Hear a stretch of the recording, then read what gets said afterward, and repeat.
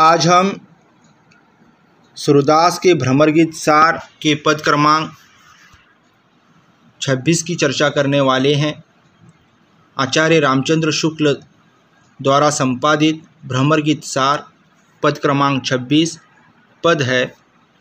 ए अली कहाँ जोग में नीको, तजी रस नीति नंद नंदन की सिकवत निर्गुण फीको।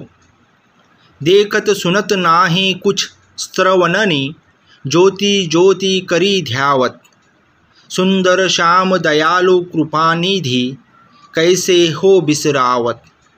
सुनी रसाल मुरली सुर की, धुनी सोई कौतुक रस भूले। अपनी भुजा ग्रीव पर मेलई, गोपिन के सुख फूले। लोक कानी कुल को भ्रम, प्रभु मिली मिली कई घर बन खेली। अब तुम सूर खवावन, आए जोग जहर की बेली। प्रस्तुत पद में गोपियाँ उद्धव के सम्मुख योग की तुलना में श्री कृष्ण की भक्ति को श्रेष्ठ प्रतिपादित करती हुई कहती है कि हमें योग में कुछ भी तो लाभ दृष्टिगोचर नहीं होता। यदि इसमें कुछ लाभ हो तो वह इसे सहर्ष अपना लेती। तो यहाँ पर तर्क कर रही हैं, यहाँ पर अपनी बात रख रही हैं। उद्धव के सामने गोपियाँ कह रही हैं कि हमें योग में कुछ भी लाभ नज़र नहीं आता। हाँ, कुछ लाभ नज़र आता तो शायद हम उसे अपना लेते, लेकिन हमें तो कुछ भी लाभ योग में नज़र नहीं आता। हे मधु, तुम हमें यह बताओ कि तुम्हारे योग में हमारे कृष्ण से क्या श्रेष्ठ है। तुम हमें व्यर्थ ही नंद कुमार श्री कृष्ण की प्रेम पद्धति छुड़वाकर इस निर्गुण की निस्सार फीकी योग साधना गले मढ़ने का प्रयास कर रहे हो। तो हमारे पास जो भक्ति का स्वरूप है, जो प्रेम का स्वरूप श्री कृष्ण के प्रति हमारे पास है, हमारे मन में है, उससे तुम्हारे योग में क्या श्रेष्ठ है, ये बात तुम हमें बतला दो, ये बात तुम हमें समझा दो। क्यों तुम नाहक हमसे बेहतर छीनकर फीकी योग साधना हमारे गले मढ़ने का प्रयास कर रहे हो। जिस योग की साधना में समाधिस्थ होने पर कुछ दिखाई देता है, न कानों से कुछ सुनाई देता है, तथा व्यर्थ ही ज्योति ज्योति की पुकार लगाकर ध्यान किया जाता है, उसके सामने सुंदर दयालु कृपा समुद्र श्री कृष्ण को कैसे भुलाया जा सकता है। तो यहाँ पर निर्गुण और सगुण की भक्ति पद्धति की चर्चा करते हुए सगुण की भक्ति पद्धति की महिमा का बखान किया गया है।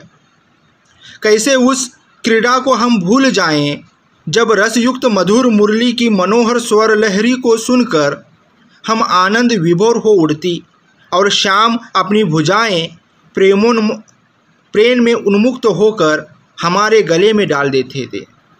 उस समय हम आनंद की उमंग में फूली नहीं समाती थी।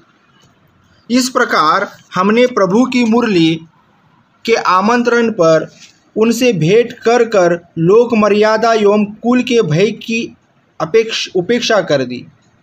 सुर कहते हैं कि गोपियों ने कहा कि जब हम कृष्ण के लिए ऐसे ऐसे साहसिक कार्य कर चुकी हैं, तब आप हमें योग रूपी विषलता का रसास्वादन कराने आए हैं।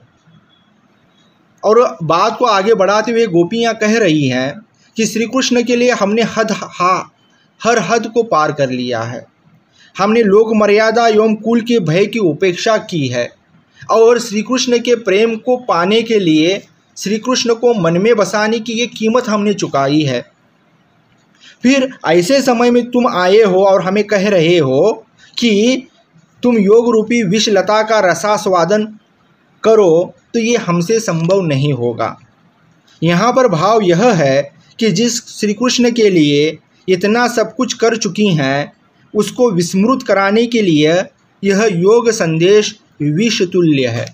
तो यहाँ पर जाहिर तौर पर गोपियाँ कह रही हैं कि हमारे मधुकर हमारे श्री कृष्ण के प्रेम हमारे श्री कृष्ण का प्रेम मधुर है और तुम्हारा योग जो है वह हमारे लिए विष समान है।